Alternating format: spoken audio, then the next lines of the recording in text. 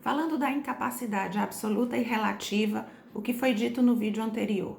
O absolutamente incapaz, ele precisará ser representado.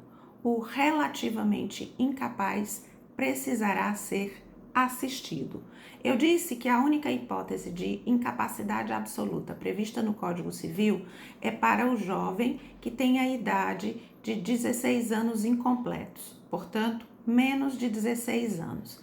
Quem são os relativamente incapazes? São aqueles indicados no artigo 4º do Código Civil. Senão vejamos. Assim diz o Código: são incapazes relativamente a certos atos ou a maneira de os exercer os maiores de 16 e menores de 18 anos, portanto, tenho 16 anos completos, mas tenho 18 anos incompletos, ou seja, ainda não fiz 18 anos. Por quê? Porque no Brasil a maioridade civil se alcança aos 18 anos. Então, em regra, a incapacidade limitada pela idade, portanto, a incapacidade relativa desaparece e o sujeito alcança a capacidade plena ao atingir os 18 anos, ok? Segundo inciso diz, o inciso 2, os ébrios habituais, ou seja, os alcoólatras, e os viciados em tóxico.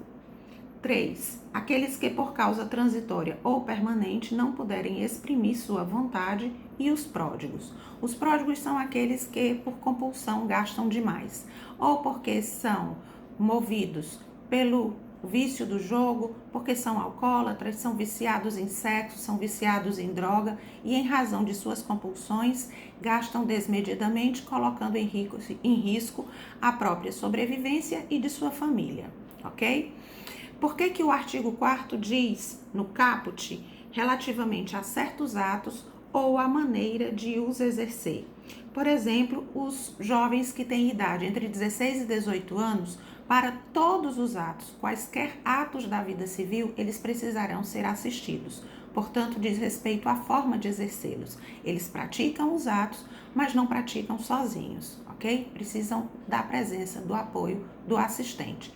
Em relação aos pródigos, por exemplo, eles sofrem uma limitação apenas em relação aos atos que implicam em redução patrimonial, ou seja, a alienação, a oneração, tá, do seu patrimônio. Então, somente para esses atos eles precisarão ser assistidos. Para os demais atos, eles poderão exercer sozinhos e plenamente sua capacidade. Então, é em relação a certos atos ou a forma de exercê-los, ok?